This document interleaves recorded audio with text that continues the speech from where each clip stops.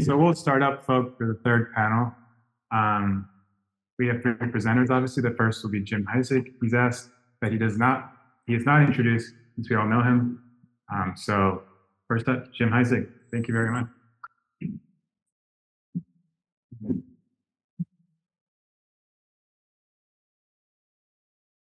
Tempted to begin with comments from the last session, but I won't. You want to say something about the focus of this panel first? Or, okay, yeah. So in keeping with the topic and primary sources of this final discussion, primary sources are works on unity by An-Archy and Caputo. In keeping with this sources topic, I'd like to pull on a loose thread at the end of Sherman's masterful analysis of rise and fall of epoch defining principles. Consider what it might mean for the relation of theology and politics. But in so short a time and with so little of this knowledge at my disposal, I really can't hope to reproduce the subtlety of a careful reading. To my logic, what will be closer to Caputo. Let me explain. Those of you who've read the writings of these two authors, An-Archy and Principle, will have noticed a marked difference. Sherman sets up a question and orients himself towards its analysis with an orderly, almost obsessive fixation. This doesn't make for easy reading. Again and again, I had to back up, reread a paragraph, understand how it fits in with what went before, how it opens up, comes next. It's a slow slog across a spongy meadow. You can only plant yourself one step after the next and keep your eyes ahead. When you finally close the book and return to your home, you find that you're traipsing mud all over the park. And I'm sure this is just what you would have wanted. But Caputo's way of dealing with principles, twisting, jumping, and clustering for the spectator, forming patterns in the ice that disappear as soon as they're skated over. The beginning and the end are not controlled by any recognizable working hypothesis, but by the melodic movement of the background music. When you finally close his book on ethics and anarchy, you may find yourself without an actual argument in hand, but you do want to applaud him for the range of authors and quotable quotes he was able to bring to the discussion. My reflection today here on Sherman's work will be rather more Caputesque in style. So kind of a laying out of conclusions without properly defending them. But also, I'm afraid to admit, without the flair and finesse of his assault on the idea of principles. My apologies to both authors and to their admirers. Sherman closes his reconstruction of Heidegger's critique of principles and praise of anarchy, not with a full stop, but with an ellipsis. Let me explain. Insofar as each historical age begins with a shift in guiding principles and solidifies with the closure of those principles into a metaphysical worldview, it entails a hobbling of truth, an obscuring of our experience of reality in favor of an agenda of problems identified for solution within the context of principles that have been embedded in law, in social institutions, language, religious doctrine, and even the philosophical imagination.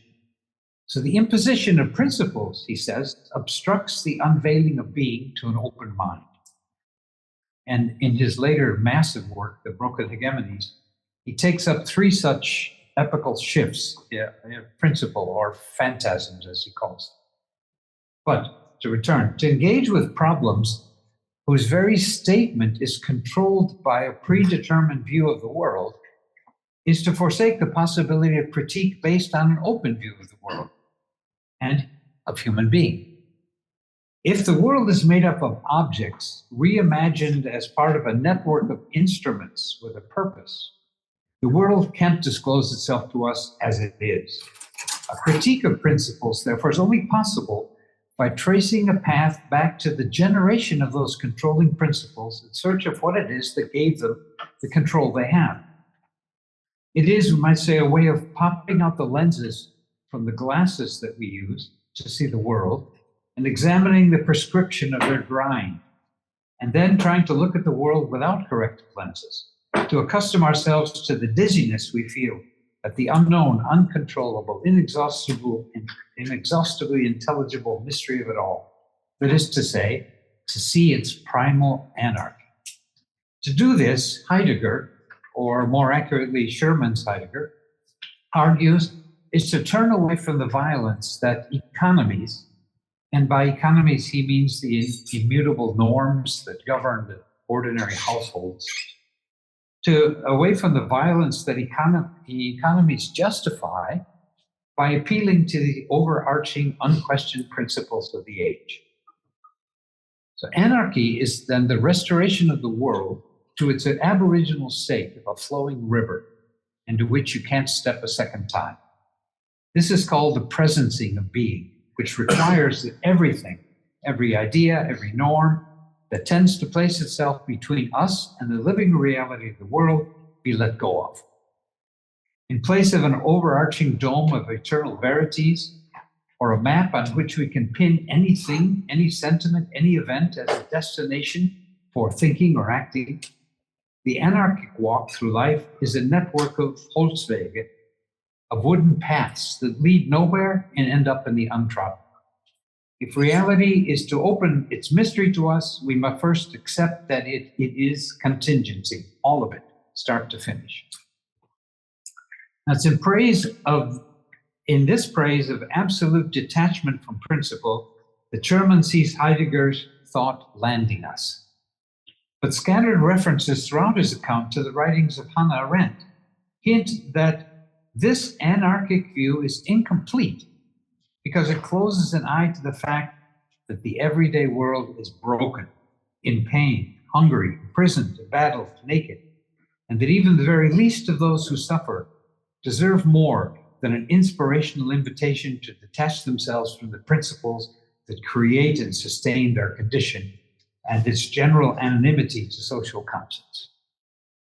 The final Gelassenheit of "Father, forgive them, for they know not what they do," must not be understood as a reason to prevent us from overthrowing the tables of the moneylenders and throwing them out of the temple when the need arises. Enlightened equanimity without compassion, taste without distaste, acceptance without disgust, only deepens avidya, the darkness of ignorance. In other words,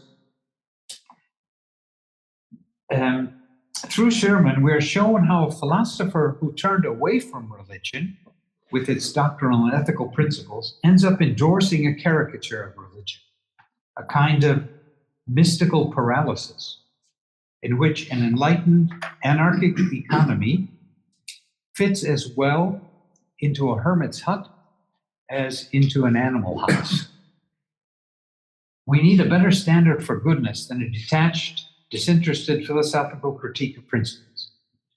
If it's always in loco and in tempore, then goodness is a messier, closer to home experiment with truth in everyday life. I always felt that any philosophy that would prejudge my grandmother's piety, as theologically naive as it was, is an inauthentic form of existence in a closed metaphysical world, is a philosophy I find it impossible to defend. Arendt extends this skepticism to the political realm. She accepts Heidegger's critique of political philosophy as a form of submission to the rule of principle. But she also draws a line as how far this criticism can go in deference to anarchy. In her book, The Promise of Politics, she draws particularly clear attention to this ambiguity. On the one hand, if politics is seen as a relationship between the rulers and the ruled, then to be political means defending the proximity of both sides to one another, keeping them in contact in mutual vigilance for their very existence. The value of the individual here is defined in terms of this socially patterned freedom, thus subjecting it to the epoch-specific principles of law and order with all their inherent biases. On the other hand, when politics involves global dominion, for example, in the economic realm, then the gap between the ruler and the ruled is no longer very important or primary or even relevant. Human beings become agents of a system that cannot be overturned, only adjusted. The value of the individual is then redefined in terms of the benefits it gains from the ruling establishment. But if rulers hold in their hands devices capable of destroying or crippling not only competing systems of social order, but the very life of the planet, then we need to recover some measure of trust in our admittedly epoch-specific principles and close an eye to the political impotence and absolute skepticism regarding any and all control of the relationship between the ruler and the ruled. In such circumstances, she warns, total anarchical rejection of the political ends up in service to totalitarianism. This same ambiguity, a philosophical distrust in principles shaken by a practical need for them, carries over into theology's engagement with the political realm.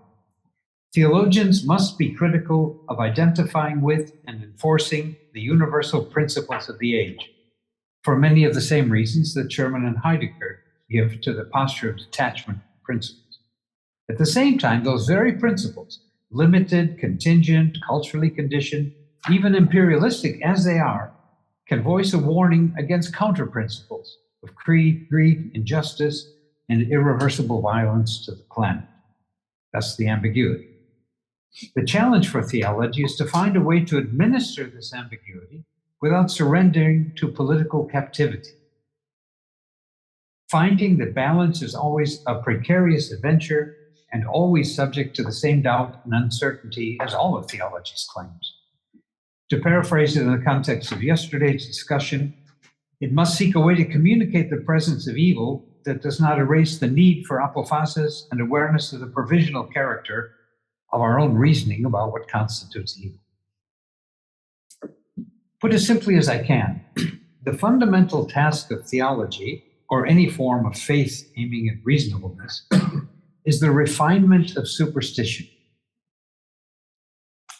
By superstition, I mean overbelief, the stretching of words to speak the unspeakable, rather than simply lay a hand over your mouth in silence. When superstitions are confused with claims to certitude, and this is no more evident than in the political realm, they become idolatrous.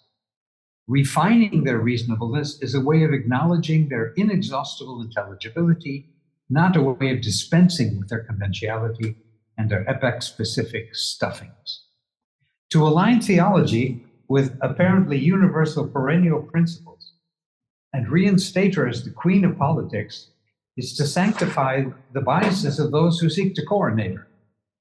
To detach her from all principle is to sanctify the biases of those who seek to condemn her to servitude. Religious superstition, whether in the theory or practice of a particular tradition, is a form of iconography. By that I mean a symbolane or a binding together of our experience of the limits of the human condition on one hand and the presence of dark forces in ordinary experience on the other. The frustrations and tragedies of life are clear and distinct to reason. The interruptions of dark forces in everyday life, in contrast, are dark and impenetrable to reason. Together they shape religious consciousness, insofar as the shaping collapses the two into rational certitudes, whose goal is to harness the dark forces, to vanquish the human condition. In this life or in the expectation of some future life, this icon becomes idolatrous. Only if the two are kept in tension can one hope to live life to its fullest, attached to the reality of an everyday mind, incapable of delivering itself from its limits, but conscious of a higher rhythm that transcends it. Gianni Vattimo has argued, more or less approvingly, that secularization has taken over the role of religion and replaced its dated symbols with more acceptable and up-to-date ideals. This may be so, but if the attachment to contemporary causes is as unrepentant as the attachment to traditional religious ideals, little is gained in the transition. Here again, the engagement in the political relies on the same mode of thought and is subject to the same temptation as the religious imagination. The political captivity of theology not only severs theological reflection from its foundations, it risks absorbing its role in social consciousness into the pursuit of more reasonable and practical solutions that lose sight of their limited, all too limited human resources. Absent obedience or attentive awareness to the impulse to superstition, political engagement hobbles theology. As a refinement of superstition, then, theology is a shift from idolatry to iconography. Idolatry flourishes in uncompromising veneration of religious certitudes. Iconography, in contrast, flourishes in imitation and appropriation. Veneration suspends critical reason. Imitation tests its limits. In philosophies that do not draw a clear line between philosophical and religious reflection, which is more often the case in the Japanese thinkers with whom I'm most familiar, religious figures from the past, like Hakuin and Dogen, for example, are cited in the same breath as Aristotle and Hegel, as Kant and Heidegger, not for the careful logic of their theories, but for the down-to-earth, everyday descriptions of the experiences from which philosophy and religion begin and to which they must finally return. Neither mode of reflection is complete, however, until it has awakened to its own limits and the forces that assault it from without, until it recognizes the difference between the clarity it can achieve through discipline and the clarity that forever eludes it. The threshold of political engagement beyond which theology ceases to exercise its original vocation and indeed begins to work against it, for each generation is a movable frontier. So too is the threshold of religious reflection beyond which political thought loses touch with its basic impulse to a goodness not in its control. To ignore these thresholds is to reject the insight into what anarchy can do, to temper principled action and what it cannot do.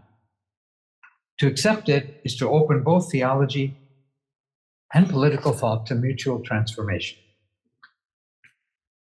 The principles inscribed in law and logically strung out in a linear, syllogistic progression of ideas. Such principles help us identify evils and teach us to aim for a goodness defined as the overcoming of those evils. Much like the doctor whose expertise allows for the diagnosis of illness, but is useless for defining health, except as the absence of symptoms. Goodness and health cannot be reached by principles. They're both by nature dyslexic. And this same dyslexia that keeps theology from political captivity. This, in a word, is the agora, within which political philosophy must frame its categories, its kata agora, and grind us lenses for discovering our noble impulses. Thank you.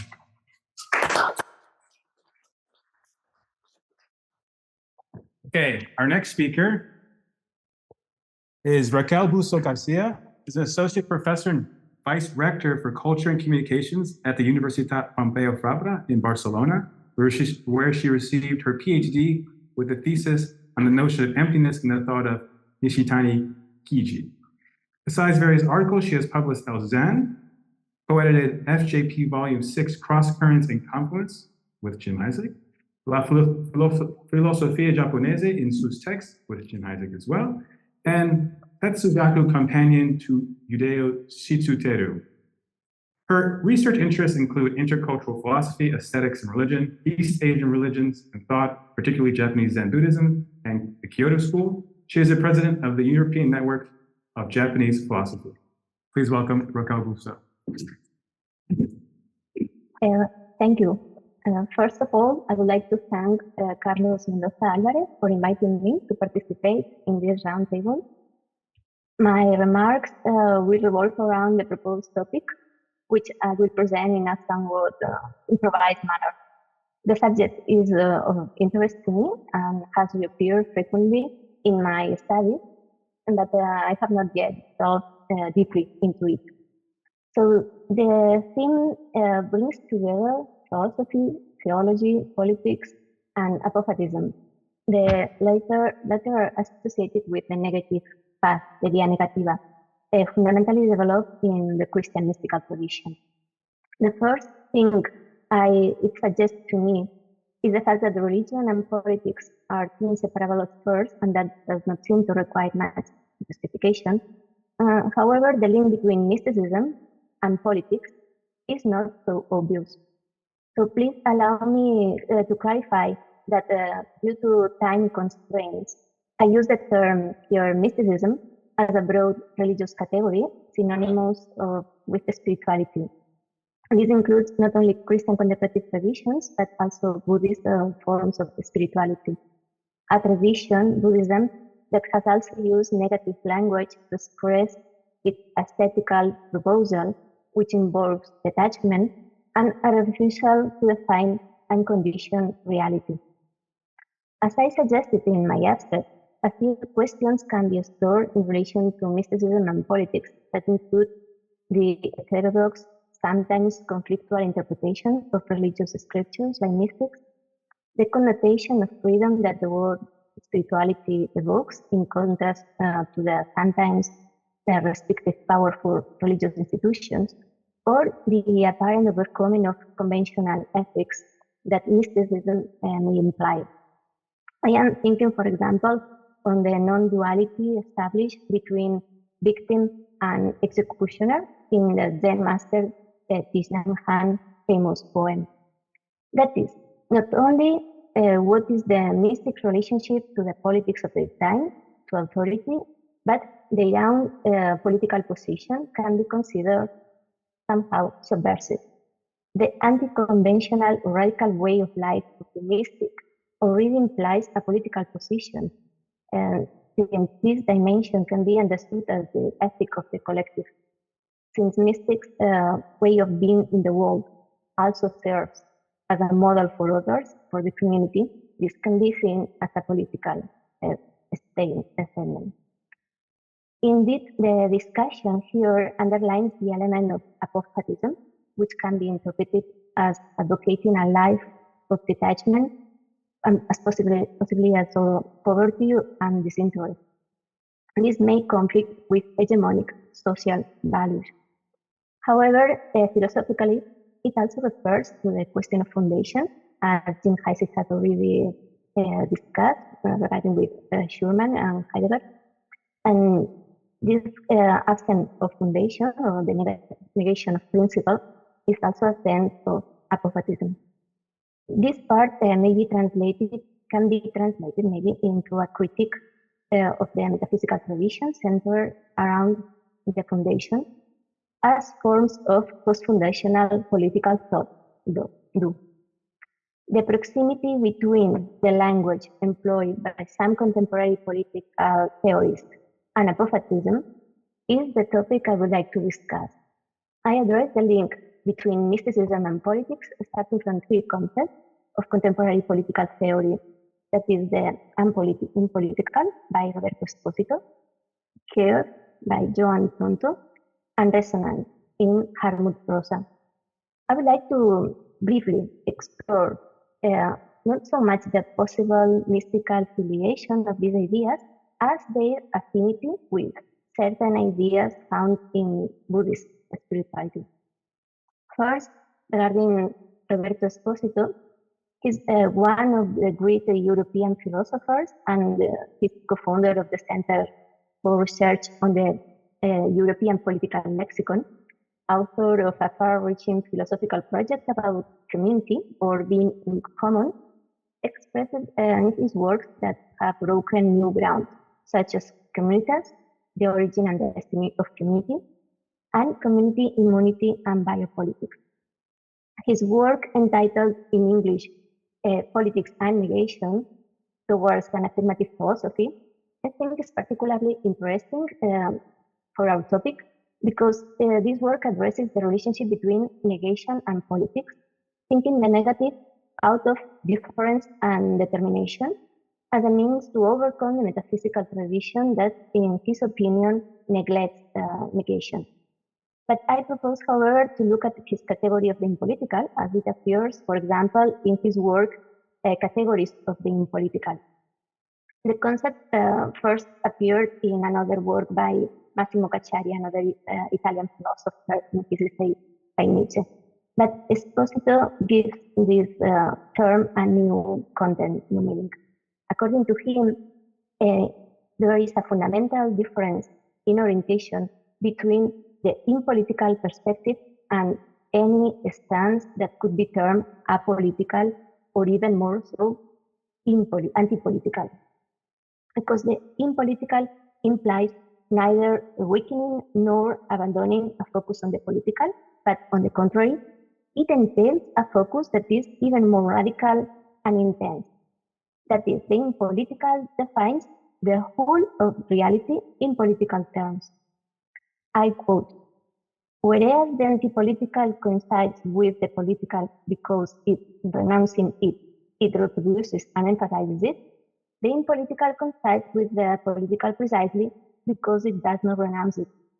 On the basis of this distinction, the paradoxically affirmative character of the impolitical negation begins to emerge.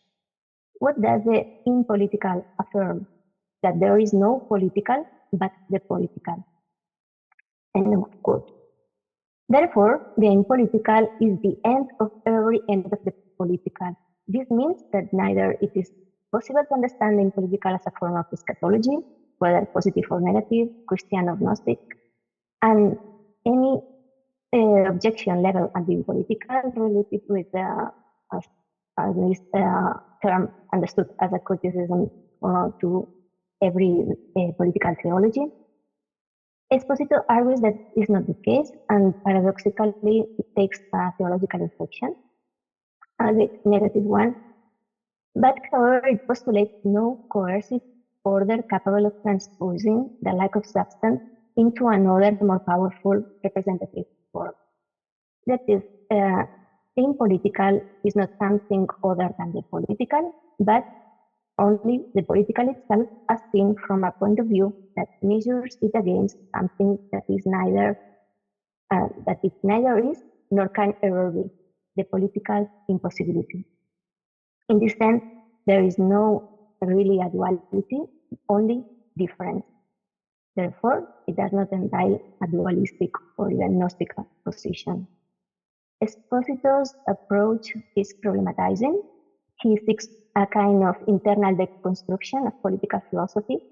He questions the value ethics of politics, especially the idea of democracy as an essence, which he understands without substance as a kind of a space of freedom. So the impolitical is not the opposite of the political, as we have said, nor the opposite to the sphere of the public and the common, but something that concerns the radicality of its existence. The fact that the public space is irreducible to negative, dialectic negativity, that is a mere unproductive negativity. So the impolitic is the emptying of political space of any substance and the fact of its radical finitude. So he proposes in this regard stop thinking of the community as An-Archy or telos, to free it from metaphysical language and its presuppositions that remain unthought. In this vein, I suggest here that his line of work, or at least its semantics, can be seen as a form of apophatic political theory. Now, second, as regarding Joan Pronto. She's one of the most distinguished voices in the queer ethics and American political theory nowadays. Her work is the theoretical foundation for research on topics ranging from designing public policy, creating more democratic institutions, improving healthcare, and adapting urban planning, architecture, the arts for greater well-being. She has elaborated her feminist ethical political proposal mainly in her work Caring Democracy and Who Cares. So her starting point is that care deficit and democratic deficit both are the two sides of the same coin. For her, therefore, care does not belong to the private sphere, is not natural, cannot become a commodity. Rather, care is something for which we are collectively responsible. That a revolution in institutions and practices of care will require a parallel revolution in political and social institutions. And this entails the elimination of privileges based on gender, ethnicity, religion, class, and rethink as well what democracy is. Let me quote her regarding how she understands care. I quote, we are all cared for as infants. We all grew up being cared for. We know what care is if we pay attention to that knowledge. So it is a deep knowledge that it's already in people. And of course, it means that for her, care is practice. And as with any practice, the more you do, the more you get better at it. So also we think that care natural, it isn't, according to John Tronto. We have to learn how to do it and how to do it better. And a part of doing it better is being trained to see things differently. In that regard, care is a relational practice.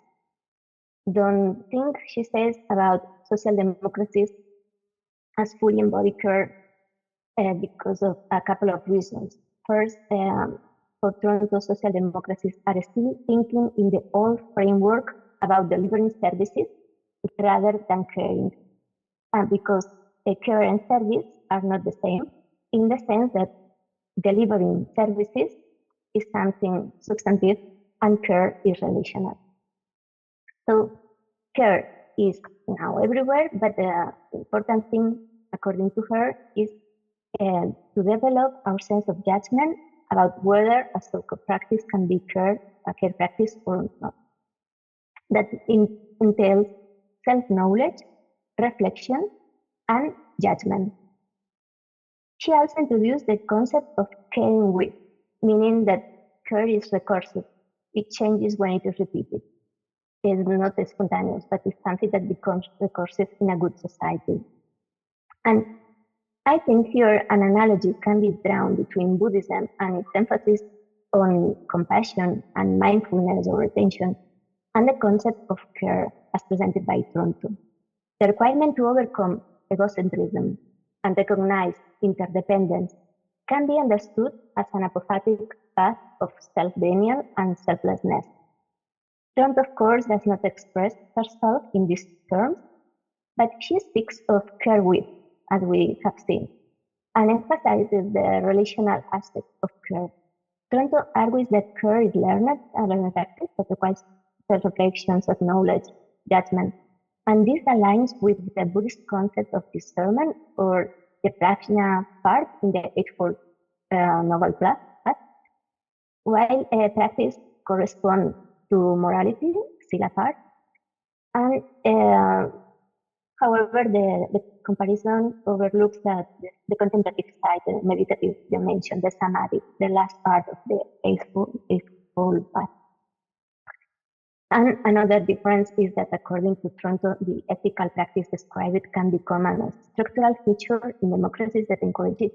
And so it holds political significance for this reason that maybe is lacking in the so-called Eightfold Path in Buddhism.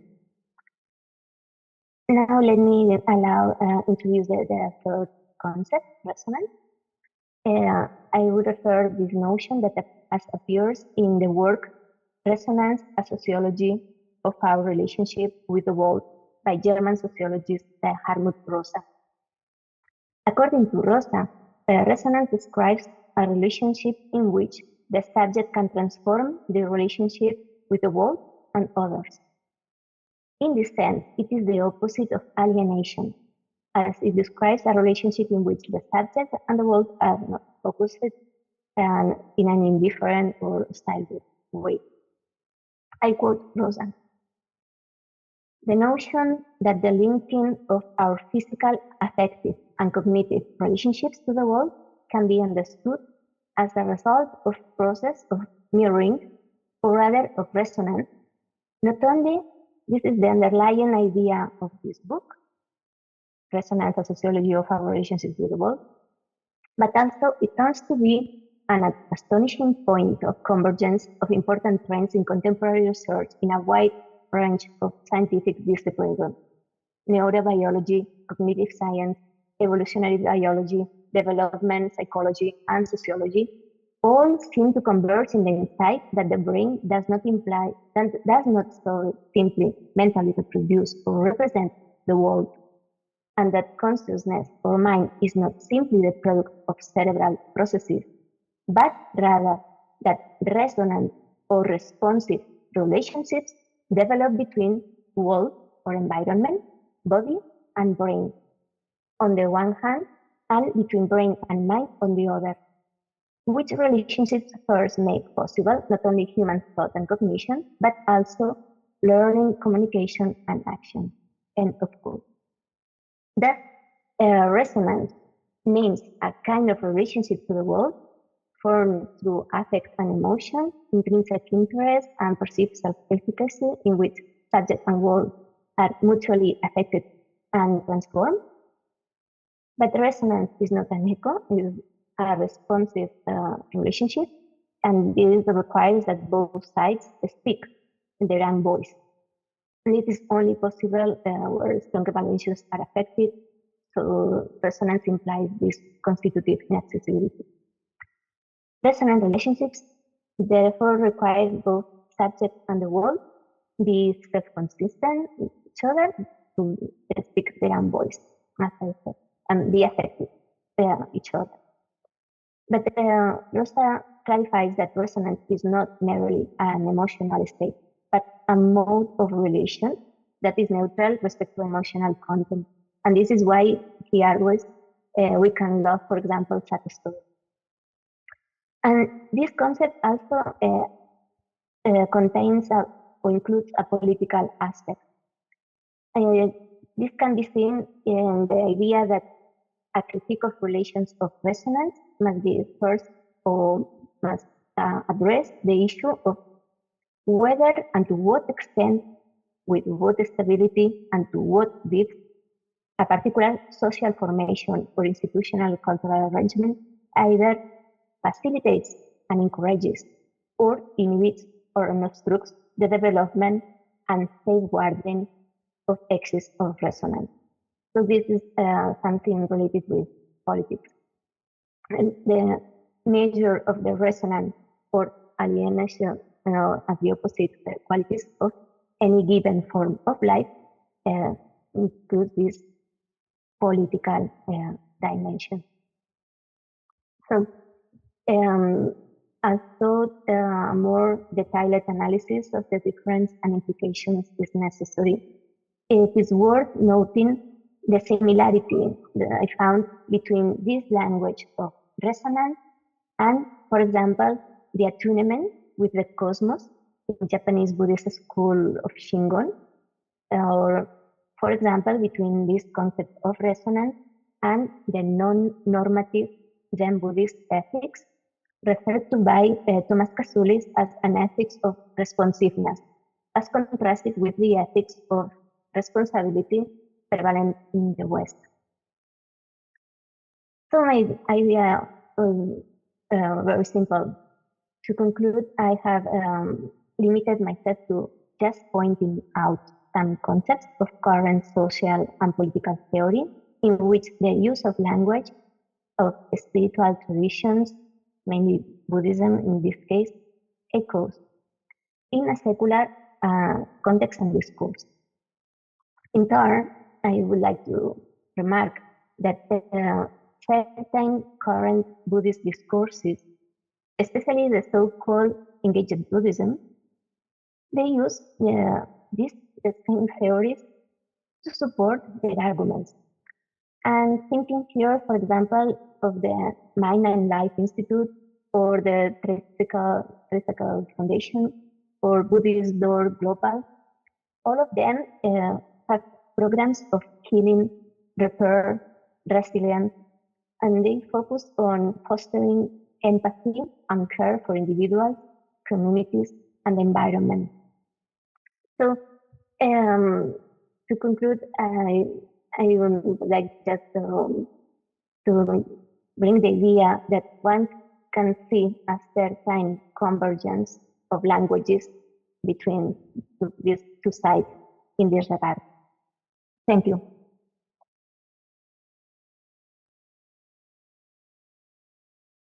Wonderful. So our final presenter for today, and we'll have a respondent. Our final presenter is our own Professor Carlos Mendoza Alvarez, who received his PhD in theology and his habilitation in fundamental theology at Freiburg University in Switzerland.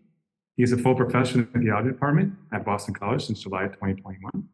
He promotes a fundamental theology where the phenomenology of subjectivity, mimetic theory, and decolonial thought converge in dialogue with social movements in the global South. He has authored 8 books, 30 collective works, and 60 articles in specialized journals. His main work is The Resurrection as Messianic Anticipation, Grieving, Memory, Hope from the Survivors, and a trilogy on the idea of revelation, Deus Pluralis, Deus Absconditus, and Deus Infabilis. Welcome, Carlos Mendoza. Thank you, Francis. Thank you so much. Well, 2 considerations before starting. The first one is that this is the last talk, so it's a marathon, right? And we are Bostonians, so we know what marathon is about. So this Monday is the marathon, right? Brian, you're running. And the second consideration, I prepared this presentation just to be also more visual and trying to put in dialogue, in conversation, like an intertext, some iconography, but not apophatic iconography. Sorry, Amador. I like very much apophatic arts, but decolonial arts. And I invite you to look for 2 points in these different paintings, the void and the compassion. Probably there are some elements of void and compassion in this presentation. So first of all, it's about well, what I'm presenting here is a kind of first summarizing phrases, talking about how modern Western thought has been following Nietzsche and Heidegger's ideas about how to overcome metaphysics, understood particularly as ontology, in order to resolve the oblivion of being produced by the objectivation of entities, with its consequences of inauthentic existence, of course.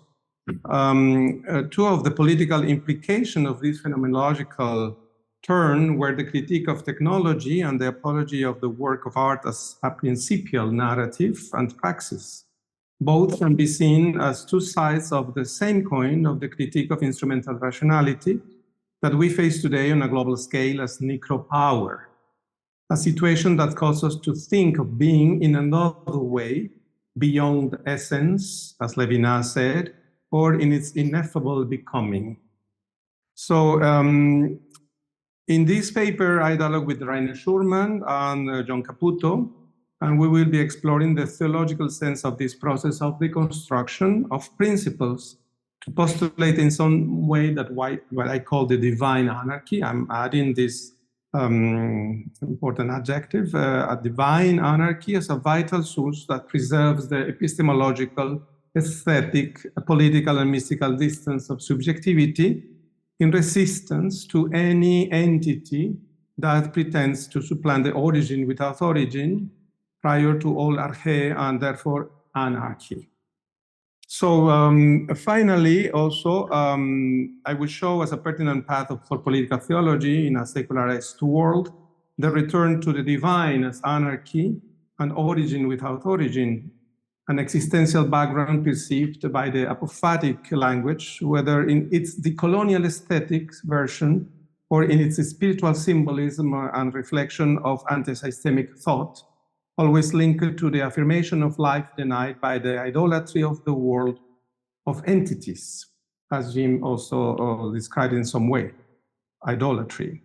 In this way, we can affirm that it will be a priority in the future to develop an apophatic political theology in times of civilizational collapse that listens to and critically thinks about the knowledge of persons and collectives that deconstruct the hegemonic principles by diverse ways to give birth to another way of being beyond the idols that supplant the divine and the human in re-existence of popular anarchy. So beyond the oblivion of being, in some way, well, what I'm trying to describe in some ways the growing political violence in the world today has given way to two wars in global north in the 20th century.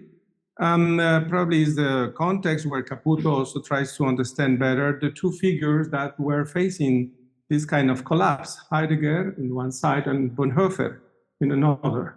So they represent two extremes within the range of possibilities. Heidegger, criticizing the oblivion of being, postulates the work of art as the source of a principial thought, expressing the anarchy of thought and action.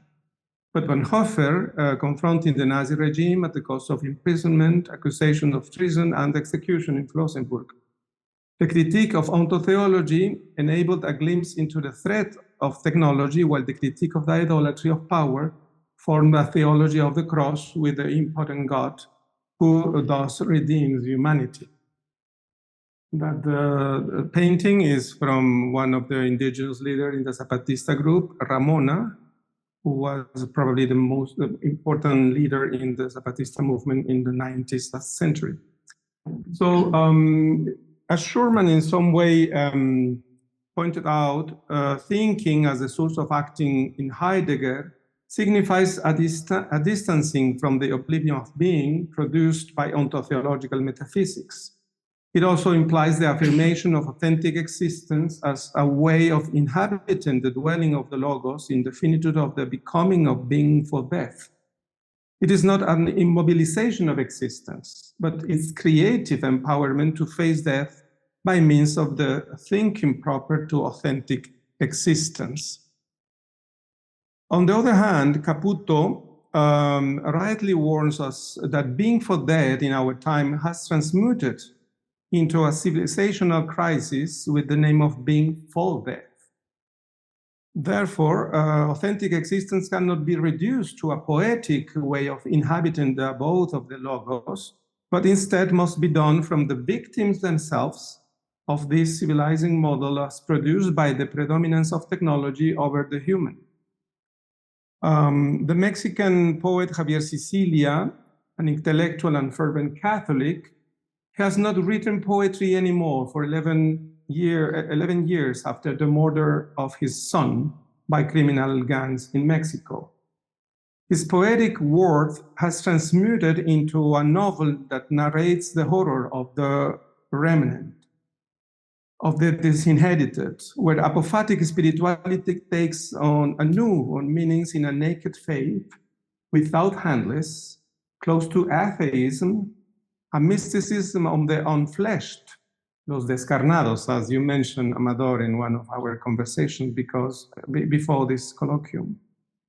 So the authentic existence as the becoming of the unfounded self in some way is in some way deeply related to the immediate consequence of Dasein as a form of life entails the founding of the self from the techniques that objectifies entities by turning them into things. Therein lies the deep of the apophatic turn of ontology, allowing us to take critical distance from the subjective and historical processes which manipulate subjectivities, whether by means of technique, the politics of past and recent authoritarian regimes. In this context, authentic existence means an anarchic action with respect to the principles, concepts, and objects that supplant the becoming of Dasein. Categorical language is reduced to its subordinate place following the action of thinking itself, analogous to how politics is subordinated to the horizon of the possible that flows as anarchy.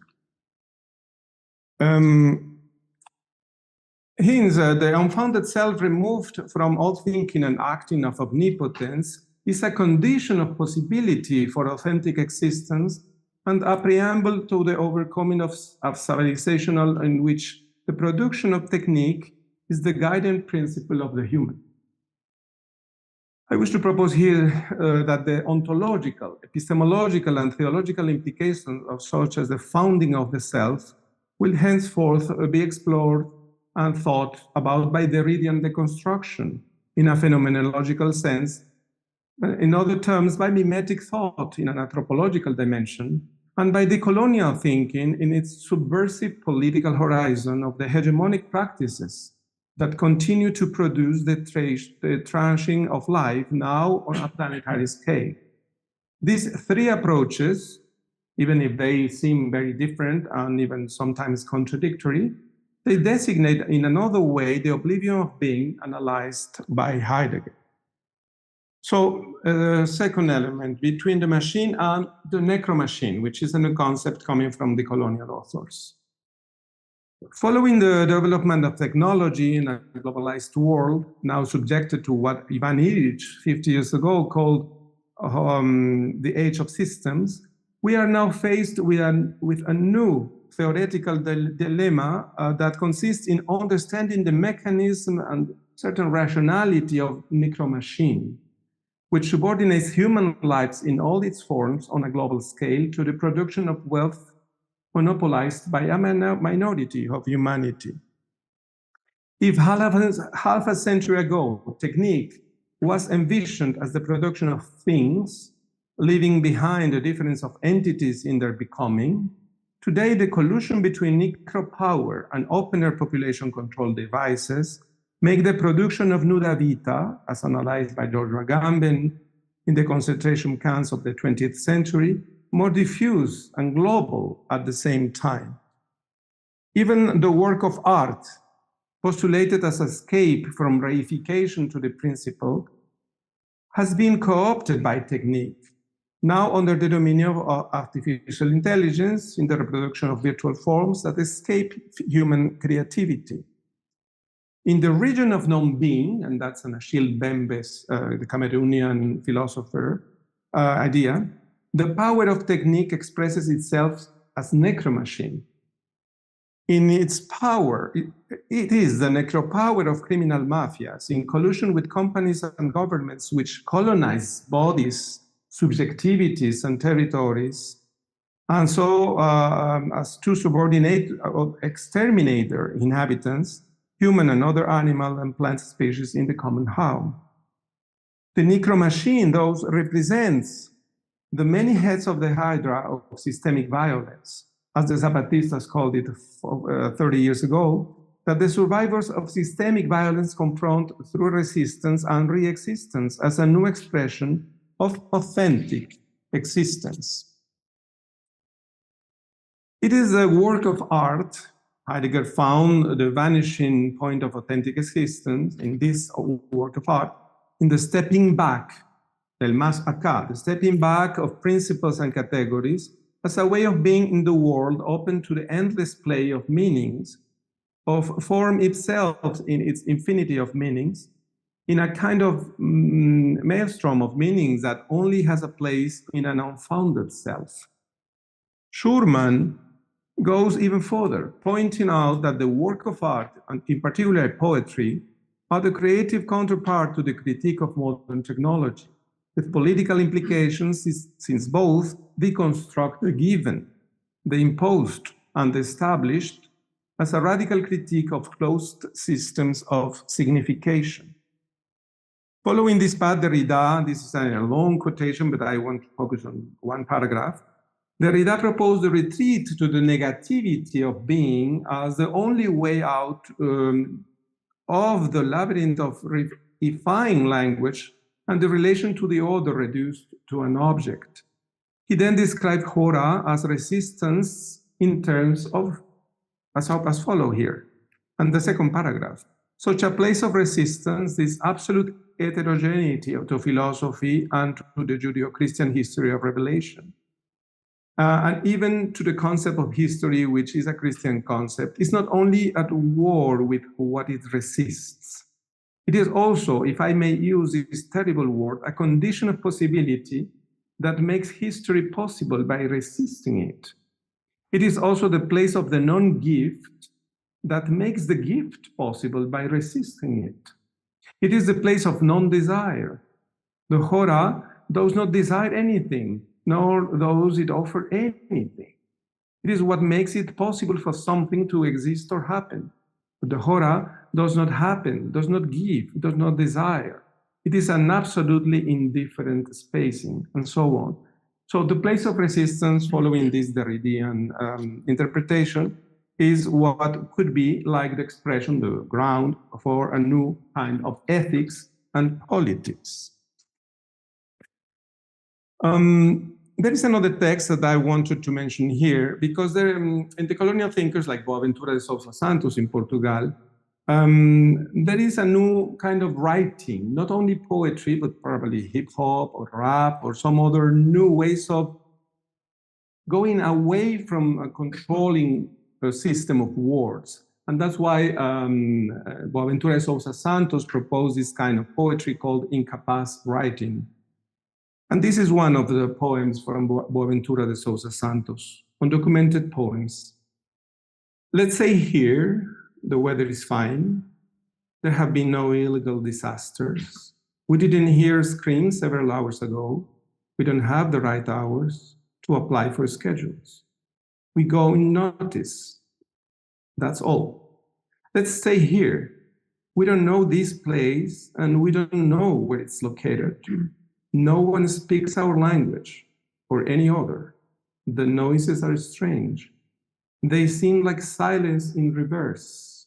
We keep quiet so that we don't seem to speak. We pass by unnoticed. It's all.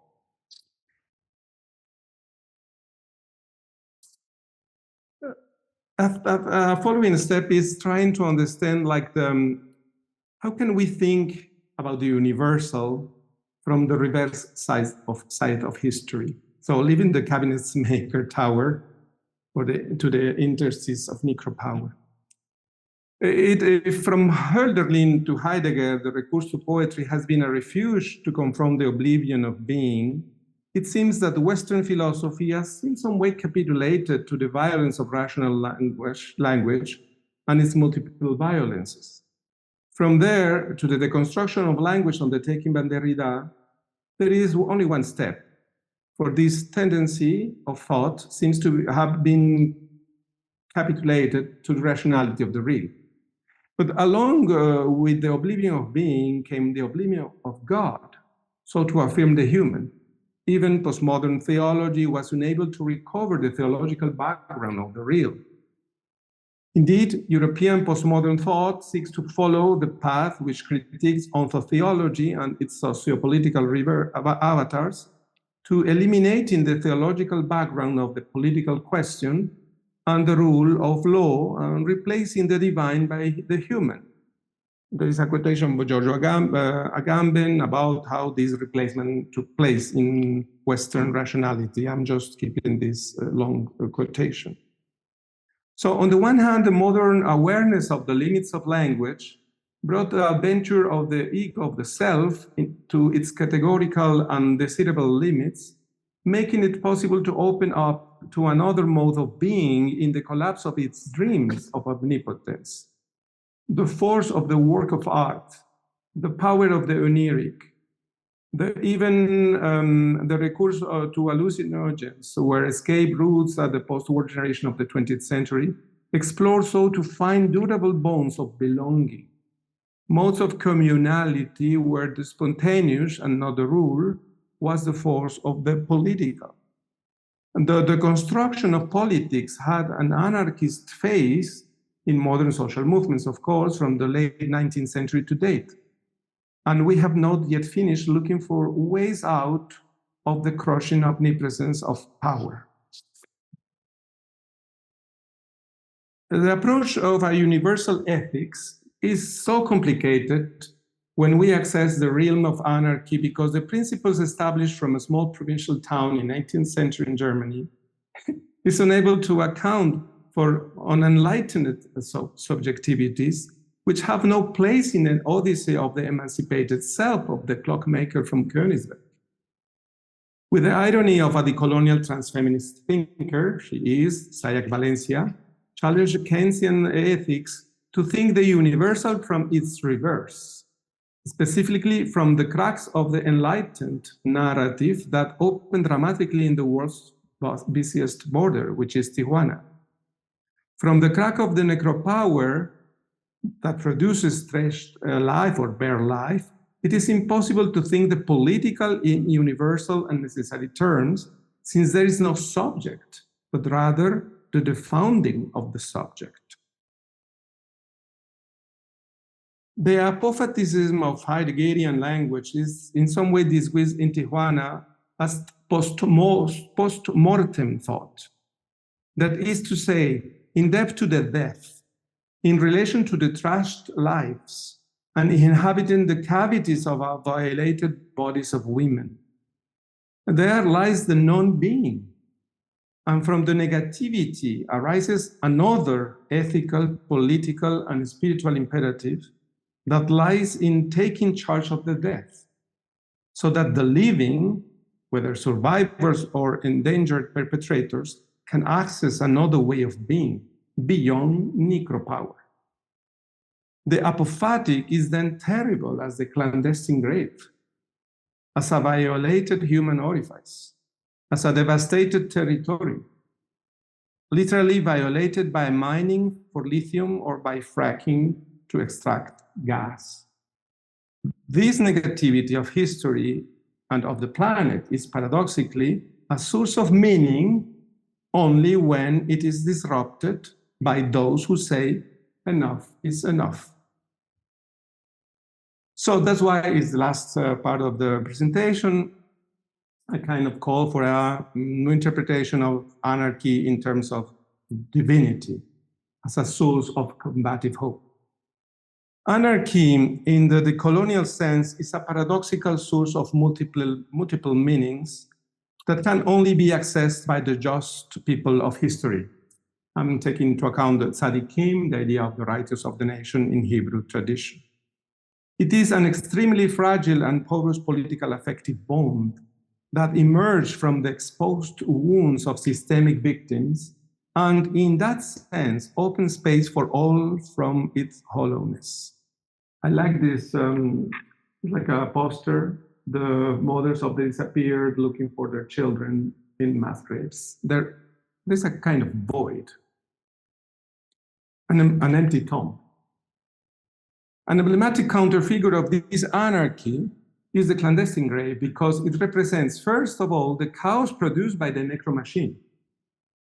Indeed, the clandestine grave is a territory mined with human remains, as well as a Mare Nostrum, the Mediterranean Sea, that buries people in forced immigration. Therefore, the mass grave represents the collapse of an order of principles, which society has failed to uphold its stream of universal rights, based on a rationalist narrative which presupposes the delegation of caring of the common good to the modern state, but instead leading to the expropriating the political from its only source, the human community. This non-place, by dint of the bonds and gestures of subversive memory on the part of the mothers searching for the disappeared children, becomes a landscape that opens up many worlds. The clandestine grave is a horizon that opens a space for new political links, bonds. It summons those who suffer from absence to come together, while at the same time it gathers the absent in a spiral of memory, mourning, justice, and hope. The searching mothers,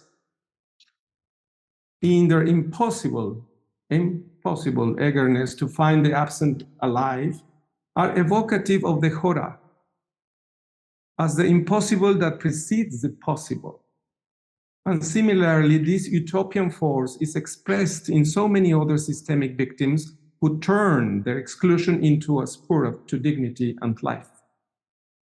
The apophatic, in the mimetic deconstructive sense, becomes the way of being beyond rivalry and resentment, as a deconstruction of the identity, of principles and order, and categories and control.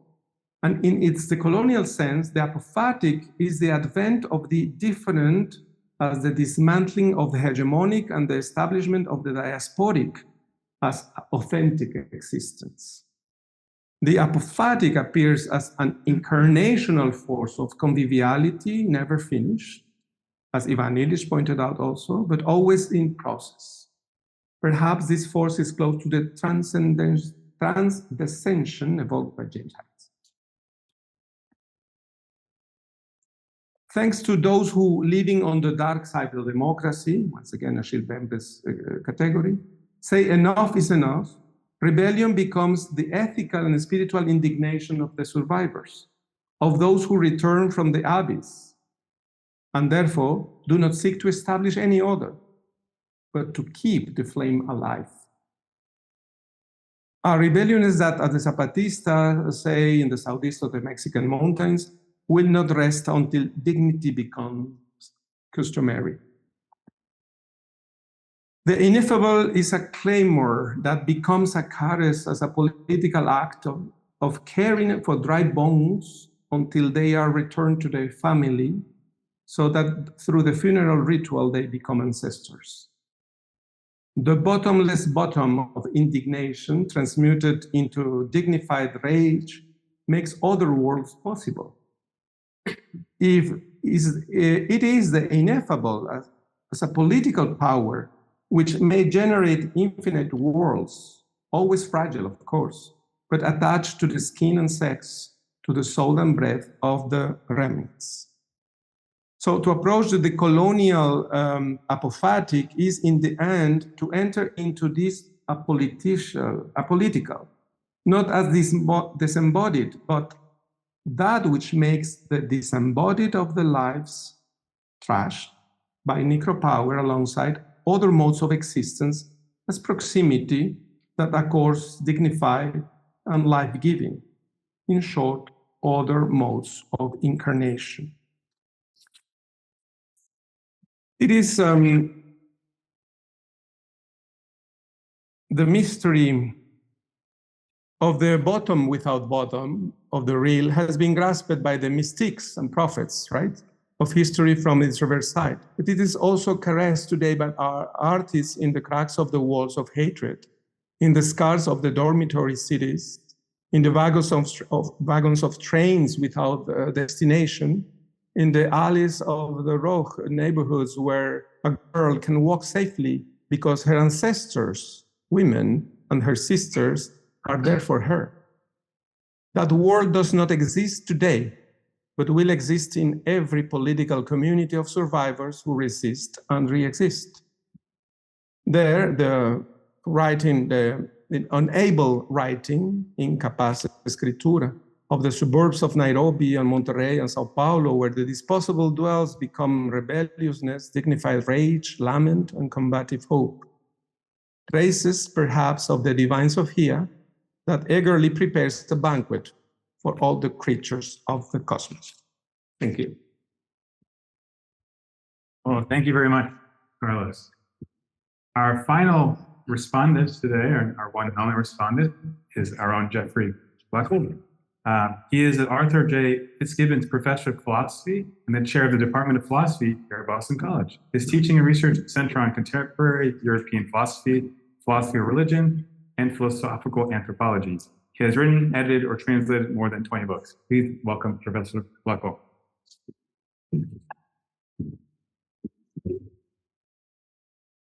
Well, thank you, Francis. Thank you, Carlos. Thank you, Matthew. Who am I forgetting? Matt Kruger. Yeah, that's what I meant, Matt Kruger, sorry. And Matthew Vail. Okay, sorry. Yeah, that goes without saying. In everything. So what I'm going to try to do is draw together some of the things I've heard, not only today at this panel, but throughout the previous couple today, and even going back to yesterday, and bring them towards what I think was the guiding idea of the entire project. I should begin, I think, by letting myself off the hook of even pretending to expertise in any of the several fields brought into contact with one another by the three sets of reflections we've heard today and the one last night or yesterday. I also can't possibly get to everything that's been said. The diversity is too great. Some of the texts are much too detailed, and some of them are quite poetic, and I wouldn't want to profane them. So I'll limit myself to some distinctions and a question or two meant to open up further discussion. But by the way, if I start to cough, it's because I have hay fever, and if my teeth starts to chatter, it's because it's rather cold. So I want to immediately pause over the meaning of the word anarchy, especially when it is qualified as divine, or I don't think this would necessarily be the same thing, equated with divinity or divineness. First thing we're asked to do here by a number of speakers is disabuse ourselves of the colloquial notion of anarchy as sheer disorder in the sense of a brute or riotous swarm. The sense of anarchy presented to us here is not alien to meaning or value, but is intricated into meaning or value without belonging to any ordering of them. There could not be a more profound theme for philosophical consideration. Let me take some language from Levinas, who's perhaps more explicit than others on that theme. Especially in his late work, Levinas writes of the anarchy of conditions arranged outside being and time, and of events that interrupt every claim to frame meaning and principles grounded in being and time. Before and beyond any original principle or arche, there are conditions that render it impossible to sustain any arche, and these conditions make themselves known in human existence and experience, at least to those who have eyes to see them. Now, why would any such anarchy be divine? Let's leave Levinas aside from here on, and instead concentrate on the similar claims that have been unearthed for us just now, going back to yesterday, in three other forms of thought, actually more than three, but I'll stick with three. First, in Christian mysticism, the claim for divine anarchy is evident enough. The God who calls to us from the depths of our hearts already before we could even begin to hear and understand, Augustine, is a God who is antecedent to our existence in a world, or if I could insist, antecedent to being and time. Augustine did not invent Christian mysticism, and there is no single thing that is all of Christian mysticism. But it seems to me that a very great deal of it is approached in his sense of a call from beyond what is ordered or orderable in a world. Second, Buddhist nothingness, as worked out in the Kyoto school, would likewise be antecedent to anything ordered or orderable, and thus antecedent to anything framed in being and time. But in this case, without ending either in some vision of the whole or any relation with who or what can be called one. In other words, the unitary ontology that recurs over and over again in Greek and Latin thought, though not without exception, does not apply to this nothingness. The May ontology of Plotinus probably gets closest, as far as I can judge, in the Western tradition, when it conceives of non-being not as the other or outside of ontology, but as that which both reveals and obscures what is still more radically outside. Of course, this very thought of Plotinus is well known to many of the Christian mystics. I'll leave that complication aside. Third, the philosophy of Heidegger, which Professor Mendoza reads in line with his great interpreter, Rainer Schurman. For me, I'm sure there's nothing exactly heterodox in his reading of Heidegger. The philosophy of Heidegger attempts to think being as being by releasing it from its own disclosure in worlds, epochs, and their structures. That is, Heidegger attempts to think being as giving itself in worlds, epochs, and their structures, without becoming captured or wholly comprehended in them. Schurman's Heidegger thinks being as anarchical. And in fact, there's nothing, I think, especially innovative in that claim. By the time of what we now have as Heidegger's Beiträge, 1936 to 38, Heidegger himself goes a step further and sometimes calls being chaos, especially in his studies on Nietzsche, where chaos is the underside of what Heidegger calls aletheia, the unconcealment proper to truth. Parenthetically, in another kind of conference, if we had a lot more time, I think we could concentrate a great deal of our discussion on the relationship between apophasis and apokrypsis. So the sense in which what is revealed is also concealed in the revealing. And these two things actually have to be thought together, it seems to me. Heidegger's place in this discussion could be pivotal, seems to be, as I've understood the discussion. In order to get to anarchy, it will be necessary to undo or let fall away every commitment to ordering and even the impulse to ordering.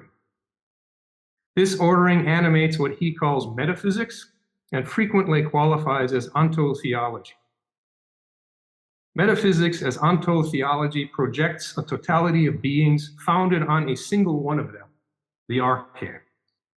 And this first or greatest being is called, in what would be very bad theology, God. I think these concepts in Heidegger's usage stand for a great deal more than a particular diagnosis of Western thought, though that has certainly been his preoccupation. After all, before the impulse to ordering becomes a full-blown metaphysics, it is secured in the way words and images function in human consciousness. In the present context, Heidegger's call to deconstruct metaphysics raises a question hanging so clearly over our entire discussion that I hesitate to formulate it at all, but I will. Does the step back out of ontotheology bring us into thoughtful thinking of being, a chastened and purified relation to God, or greater receptivity to glimpses of nothingness? And for me, these are three quite different things. Whatever we might be able to make of those differences will probably have some bearing on our understanding of the precise sense in which the divine anarchy might also be a political anarchy. The Heideggerian exit from ontological totality that is accomplished in thoughtful thinking yields a vision of singular poetic dwelling on the earth.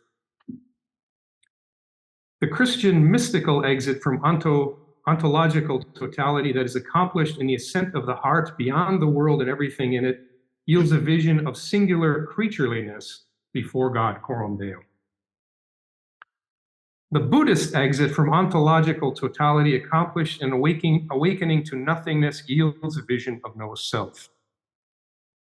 In short, all three visions imply and unfold a human plurality before and beyond the totalities that are projected by our natural and spontaneous consciousness, and then reinforced by various conceptual systems.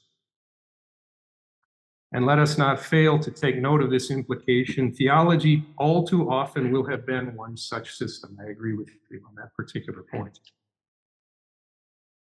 In other words, bringing the thought into direct contact with today's theme, the positive notion of divine anarchy requires nothing less than the overcoming of theology as totalizing system. There's no longer any doubt about the positive sense of political anarchy that has been invoked here this afternoon. For us to get out of totalizing systems, including certain kinds of theology, is also and at the same time for us to embrace the rich plurality that they suppress. It would seem that divine anarchy and political anarchy are two sides of the same coin. I think there's probably a great deal to discuss around that particular point. I certainly don't think they're the same thing, but we could all talk about that. I want to conclude my response with a few thoughts concerning what I will venture to call access to this anarchy. We all know easily enough, it's been in the air since yesterday, what's in the way of it. At bottom, the egoic tendency of existence and experience, built up by systematic reinforcement.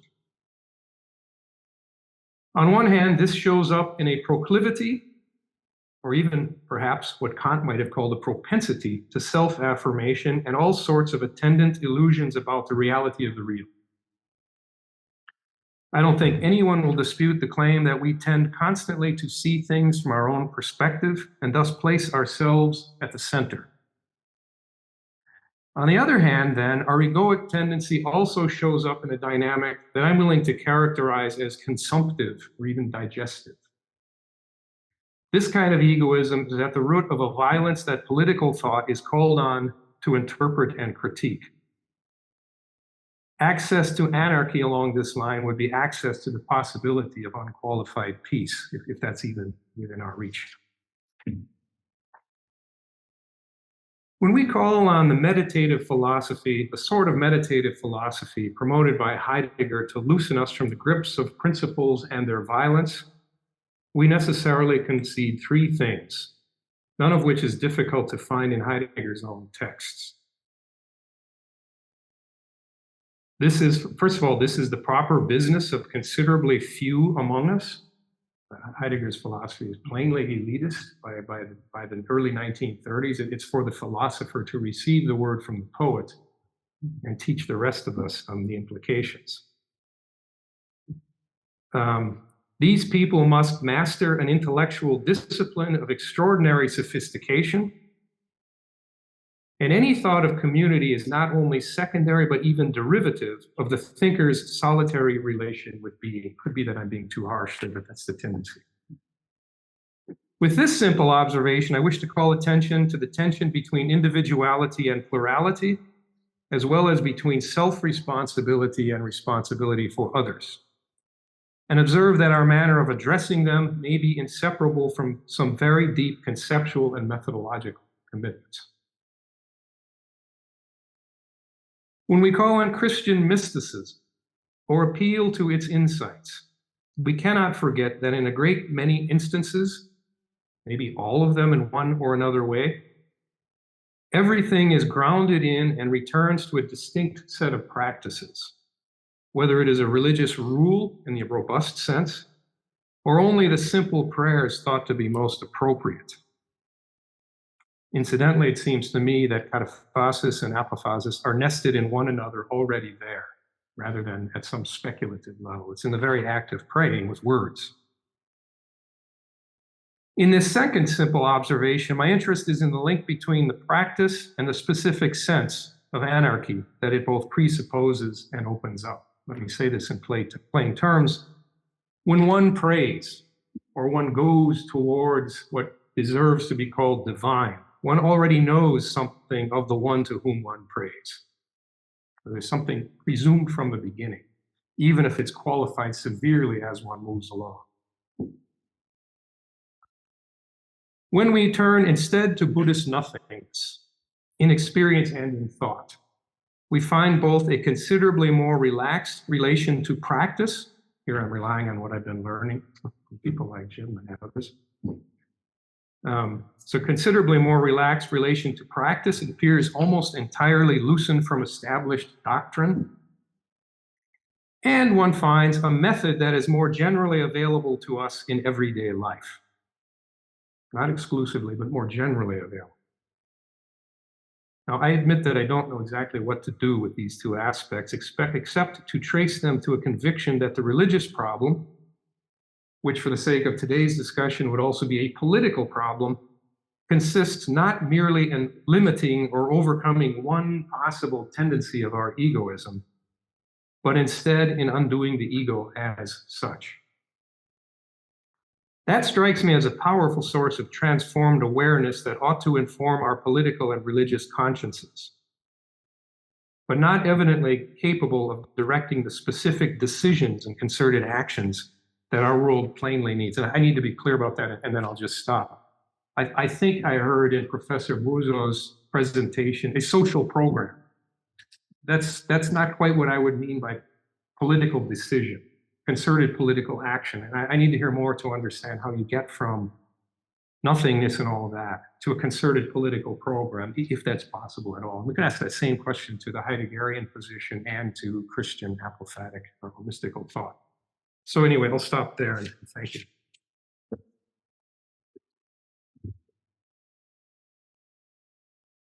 Well, thank you very much, Dr. Bloechl. We'll now open the floor to some Q&A, and then As a reminder, at 4 o'clock, there will be a social outside, so it doesn't continue out there. But as questions arise.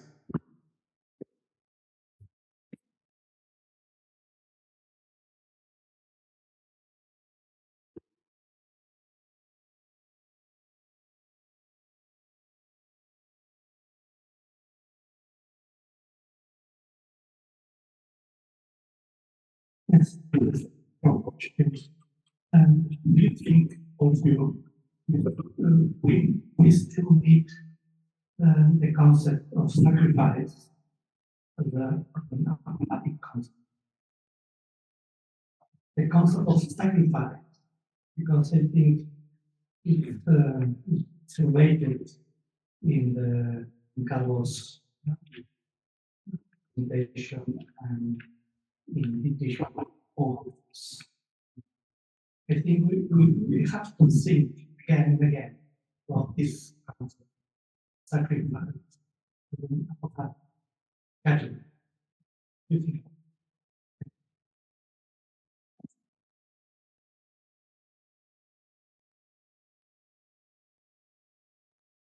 You mean like self-sacrifice? Sacrifice, the classical concept of sacrifice. Testimony.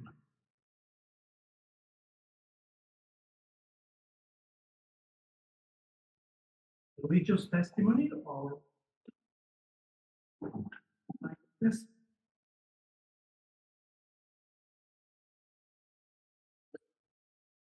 Just a first comment about the sacrifice, and I think from a colonial perspective, to talk about sacrifice is not like an abstract concept, but it's a more systemic and systemic concept. Sacrifice itself is not, that doesn't have a meaning because it's produced the experience of her life. So I think in that way, a more, I would say, inductive way to talk about sacrifice is experiencing what the victims they do when they are harmed by any kind of systemic violence, and how the survivors they keep alive the memory of that sacrifice. And that changed in my understanding what sacrifice could mean. Means in some way is a more historical way to approach sacrifice. It's not like pointing out like the necessity of this kind of suffering and then historical oppression, but instead of this is like it's turning in a different way, reshaping the idea of sacrifice as something that we need in some way to overcome. In that way, suffering, for instance, or sin in theological terms, is not like a destiny, but instead it's like the territory, the grounded place where redemption can happen some way because of the survivors and the victims themselves. And a kind of transcending process in this kind of experience could be in some way named related to the divine in this kind of experience of resistance. That would be like the colonial understanding of sacrifice. But here we have providence. Very well. That's the question. Sure. So this would help me understand some of the discussion. Yeah. I don't, in that response, I didn't clearly see the difference between the idea that testimony that is expressed in suffering would be in some sense apophatic, and don't understand how, rather than simply a call to radical critique or self-critique. Is there a difference? I think there is. I think the difference would be that the sacrifice experienced by the victim and reshaped by the victims themselves when they resist is opening like a void, an experience of a stepping back from the destiny of the power, for instance. So this kind of stepping back is, in my understanding, what I try to in some way express. It's an experience of emptiness not in a selfish or individual way, in a more collective, historical, political. In this sense, I would say the void apophatic is expressed in very particular terms related to bodies who have been dismembered, for instance. And the survivors, they take care of them. So this distance, this stepping back process, in some way, my understanding, following the colonial understanding, is a kind of apophatic moment.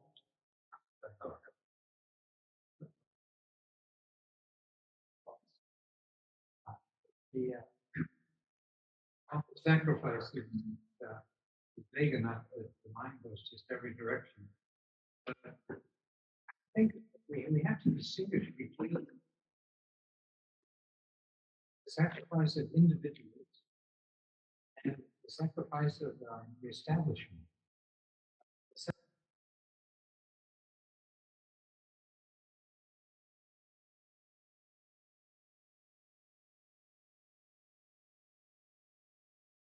Of our social system. Of course, that's always a very good thing. But in a sense, the big sacrifice that we need to make, for example, would a country be willing to lower its level of consumption in order that a neighboring country could have enough food to feed all its people? Unthinkable. Would we be willing to share wealth in order that other countries could have a minimum wage, for example, or minimum education? Unthinkable. Insofar as it attacks the established system. We're going to allow technology to fix all the problems we have, provided we don't have to give up our level of consumption and our goods that we can, that we have, the privileges that we have. That's the kind of sacrifice that we need. And the question for me then would be, in the context of this, does theology have anything to add to that? And it seems to me that that's a question theology can't ask, Christian theology can't ask on its own anymore. William Desmond talked about the generosity of hermeneutics. That in Christianity has always demanded a hermeneutical generosity of the cultures in which it's lived, in order to infuse those cultures with its own values, its art, its literature, its thought, its education system. But now the kind of hermeneutical generosity that we're going to demand of the major institutions of the world, the banking system, the market system, the food system, macro, everything on the global level, the kind of generosity we're going to demand can't be done by Christianity alone. It has to be done in tandem with Hinduism, with Buddhism, with Islam. We're not going to see it coming from the secular realm.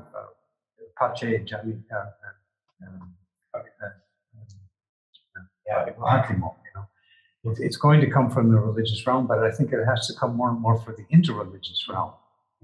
Again, the religions themselves are not capable. They're going to have to demand a certain hermeneutic generosity, is to say, a rethinking of principles in tandem with other religions, if we're going to attack these endemic problems, these institutional systemic problems caused by banking, agriculture, not just human rights and taking care of the people that fall between the cracks, but actually going after the inequalities. I don't see any way that Christian morality and its engagement with politics can carry on at all, independent of other religions. And this is something we don't want to do right now. In the United States, there's an example, right? The difference between Christianity and Judaism over the abortion issue. The Christians and the Catholics are also very strong on this, have taken a very clear position and are pressuring the government to work a certain direction. And the Jewish community is going the opposite direction. And we don't talk to them about it. It's not an argument for discussion. So I think Kant used to say that there's no peace in the world without peace among religions. I don't think there's any impact of religion on political morality unless the religions dialogue with each other about it. Doesn't say anything concrete to your answer, but it just changes the picture.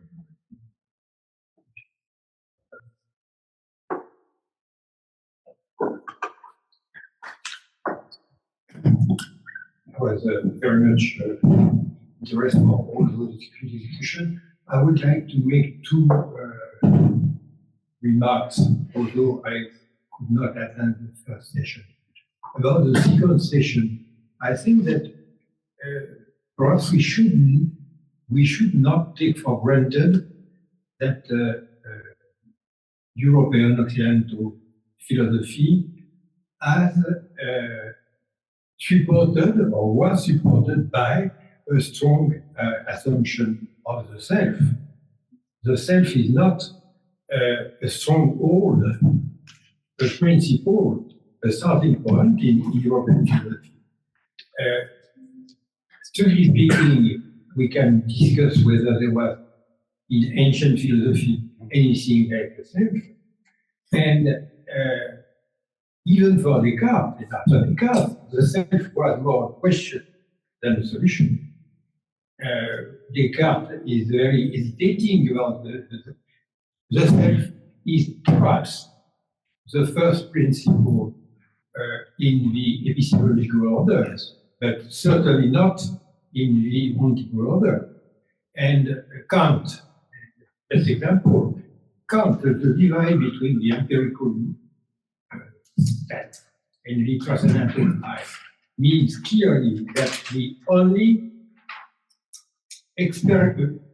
self we can experience is empirical, so is not certain, is not a principle, is not the first, and the only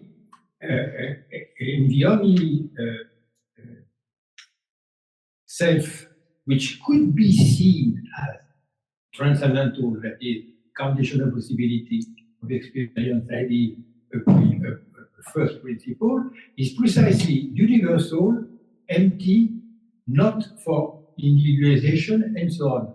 And the disconnection between the two will lead up to Heidegger, Dasman, and the Dasein, so it is too easy to deconstruct something which was never constructed. This point about today, and I think very much was the Bloechl to have made this point here. It is about the meaning of anarchy.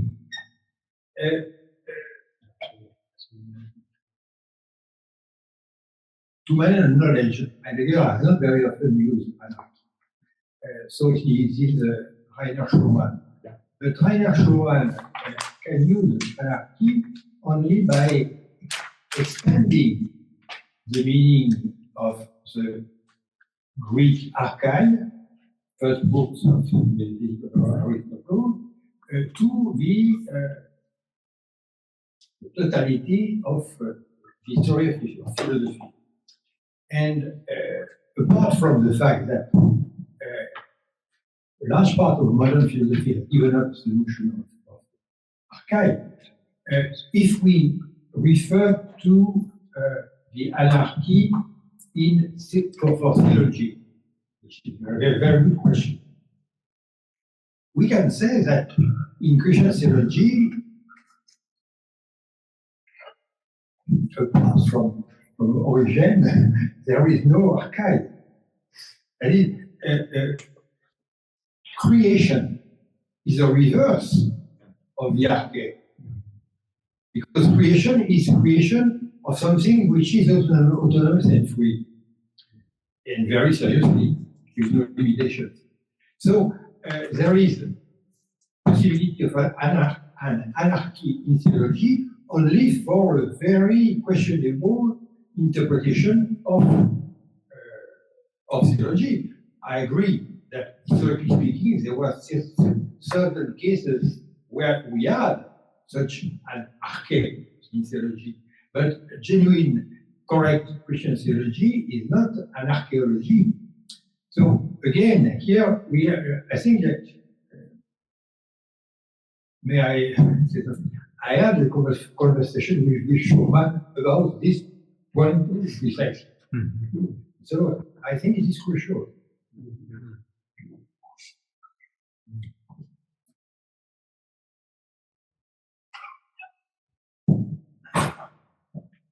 If I could just make a brief response. The idea of principles, whether individual moral principles or the principles that create an epoch, a period, right? And the princeps who rule it, okay? And whether those principles are necessary or unnecessary, whether we should affirm or deny them, whether we need them or we can do without them completely, that's a certain way of framing the question about human morality, about goodness, about structuring society.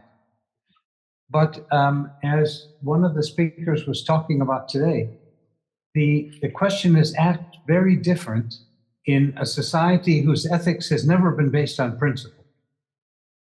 And there's no anarchy because there's no arche. And the question then in the Japanese and the Chinese tradition is rather, the starting point is rather about acting naturally. And the question is, how do we regulate life so that individuals can act naturally? How do we define what it means to act naturally? What's the elemental state in the human being of acting naturally? How do we appropriate social virtues so that our morals, our mores become natural? It's not a question of finding overlying principles. And in the case of colonialism in the East, in the Eastern countries, the colonialism was never an infliction of universal principles. It was an infliction of local values, period.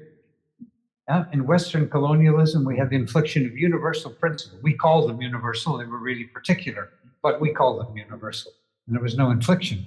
So the starting point is very different. And if you were to change your starting point and ask, what does it mean to act according to the best in our human nature? Instead of acting, what are the best principles to govern a society, or should we get rid of principles altogether? The whole moral question changes shape. And the same thing has to do, I think, with your first comment about the notion of the self. If you begin by asking, what does no self mean, as David did? I mean, obviously, I'm talking, I'm a self, you're hearing, our children, our wives, these are selves. I think the question is being asked the wrong way around. If you begin from the point of view of the self and you ask what's elemental subjectivity or what's fundamental in the self, then no self becomes a negation of self. It's an absence, a privation of self. But the concept of no self in its native environment is the affirmative. That's a starting point. No self is a positive comment. The no makes it sound bad, but that's our translation. It isn't actually the way it functions in Eastern languages. It's not a negation in that sense, a privation. There would be other ways of saying that. So if you don't like no self, think of soul or the Buddha imprint or the image of God on you, whatever. Think of something like that, of a deeper nature. And that's the affirmative. And then the everyday self, which we need because we're skin bound and we have our senses that we can't share with anybody else. The everyday self, which we have personal histories and they create egos, and we have our careers and we have our lives and we are born and we die. This is a negation of the soul. It's an absence, it's a missing, there's something lost. So how do you get to the affirmation of a soul? I don't mean soul in the Christian sense. We don't really maybe need that. But how do you get to this affirmation of the no self in a positive sense? By love, by mysticism, by artistic intuition. Okay? So this is where you start with this. It's not a way of curing the self of its selfishness. That's the starting point. And then the negation of that, the negation of love, the negation of this experience that you were talking about in your poems and so forth. The negation of that's what how to say it. That's what the Eastern starting point is aimed at overcoming. So if you start from that point of view, David, rather than start from the point of view of our concept of self, then there's another problem with the concept of self, maybe, and that is that and I think Professor Mayon is absolutely correct. The notion of the self is very new. I mean, das Selbst, that begins with Fichte. There's one reference, I think, in Descartes to le moi, but it's very unusual. It's Pascal, of course, has it, but it's really much later. In Socrates, know thyself. It's not know the self, as if the self is some substance or other. That was a graffiti written on the walls of Delphi. And Socrates took it as a kind of play on words. The graffiti meant know your place. You're in the presence of a god. Behave properly. Like St. Paul, when he went to the Areopagus, and he says, let me tell you about the unknown God. I mean, that's the only joke I know in the New Testament. It's like a widow going to Washington, D.C. and taking up a collection for the widow of the unknown soldier. I mean, the Greeks would have known it. That was his starting point. But the idea of a self, I think you're absolutely right. That never was a preoccupation for us. And therefore, to treat the no self as if it's something that negates Western culture is wrong. It's not. I think it's a different phenomenon. So on both counts, on both points, I'm very much in agreement. Maybe from a different perspective. Thank you so much. Time is over, so we are just ending this colloquium. And thank you also, Raquel from Barcelona. Thank you so much, all of you who are here in the auditorium. See you probably out there in this social. We can continue the conversation. Thank you so much. Thank you.